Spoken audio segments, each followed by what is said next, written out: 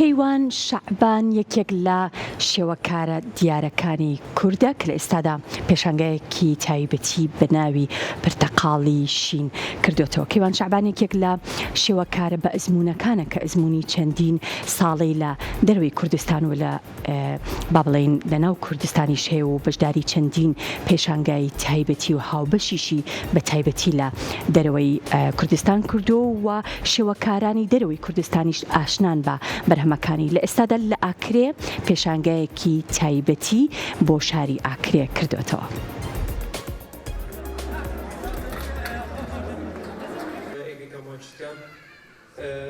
یەکەم جۆرە چالاکیێکا بڤی ڕەنگی لە ئاکرێ بڕێ بەدەچیت ku kareke gencekî Akrê bi navê Keywan. Navenda Kurdistan bû huner û kultur ev pêşangeherê xistiye bi nav û nîşanê Pirteqala Şîn. Ev yekemîn pêşangeha ku bi şêwekî modern li cihekî dîrokî wekî qişla Akrê tête pêşkêşkirin û karên min ên hunerî jî bi şêwazê serahindî hatîne drostkirin.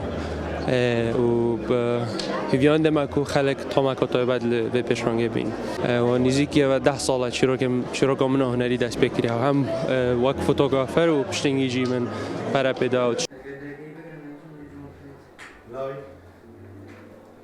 هنرمندەکە خۆی خەڵکی ئاکرەیە و هەروەها حەزمان کرد لە جیاتی ئەوەی دائیمەن پێشانگا هونەریەکان لە شارە گەورەکانە بکرێ بیهێنینە ناو شارۆچکەکانیشەوە تاوەکۆنێ خەڵکی شارۆچکەکانیش لی سوودمەند بن.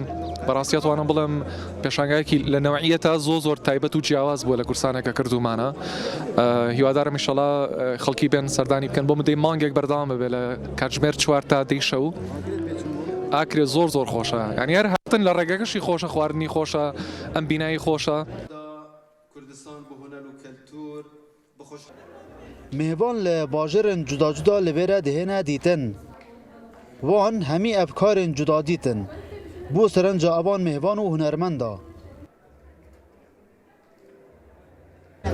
خرببوونک بوومە دروستکردیا هەمی خەلکێن دەڤەرە هەرێما کوردستانê yan ku yê deverê wê herêma Kurdistanê bû nimûne Hevlêrê Silêmaniyê Zaxol Duhokê hemî xelek kûn vekirin ev rûke bihên ev şaristaniyet û ev bînasazî û telarsaziya navê avahî de hey bibînin û li heman dem ji dawî hunerê dijîtalî bibînin. Bêguman ev dê bîte kartekirneka geleka yekcar zor bû bûjandina vê deverê.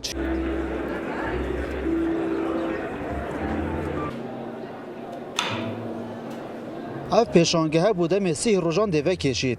Ji mêje ye li Akrê çalakiyên bi vî rengên hunerî nehatine birêvebirin. Dilbirîn Gazî, Kanalê Kursat, Akrê.